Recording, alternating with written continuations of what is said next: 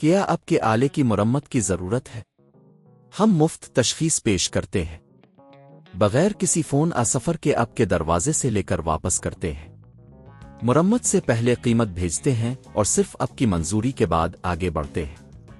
سادہ، شفاف اور پیشہ ورانہ۔ تفصیل میں لنک۔ ڈائسن V8 کی ڈیٹیل کو تبدیل کرنا ایک سادہ عمل ہے جو آپ خود بھی کر سکتے ہیں۔ اس ٹیوٹوریل میں ہم یہ سیکھیں گے کہ یہ کیسے کیا جاتا ہے۔ پہلا قدم، ضروری اوزار جمع کریں۔ آپ کو ایک پیچ کس، ایک سکریو ڈرائیور اور ایک نیا ڈیٹیل کی ضرورت ہوگی۔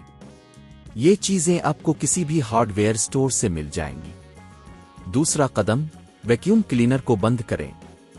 یہ بہت ضروری ہے کہ آپ ویکیوم کلینر کو بند کریں تاکہ کسی قسم کا حادثہ نہ ہو۔ تیسرا قدم، پرانی ڈیٹیل کو ہٹائیں۔ ڈیٹیل کے قریب موجود پیچ کو کھولیں۔ جب آپ پیچ کھول لیں تو ڈیٹیل کو آہستہ سے کھینچیں۔ اگر یہ پھنس جائے تو تھوڑا زور لگائیں مگر احتیاط سے۔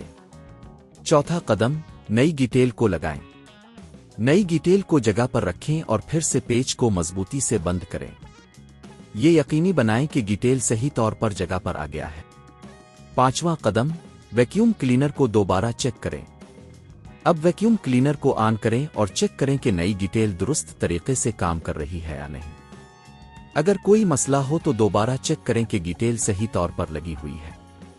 یہ عمل تقریباً 15-20 منٹ لیتا ہے اور آپ کو کسی ماہر کی مدد کی ضرورت نہیں ہے۔ اگر آپ نے یہ خود کیا تو اپنے تقریباً 5,001,000 روپے بچائے ہیں، جس کا خرچ آپ ماہر کے پاس جانے میں لگا سکتے تھے۔ کیا آپ کے آلے کی مرمت کی ضرورت ہے؟ ہم مفت تشخیص پیش کرتے ہیں بغیر کسی فون سفر کے آپ کے دروازے سے لے کر واپس کرتے ہیں۔ مرمت سے پہلے قیمت بھیجتے ہیں اور صرف آپ کی منظوری کے بعد آگے بڑھتے ہیں۔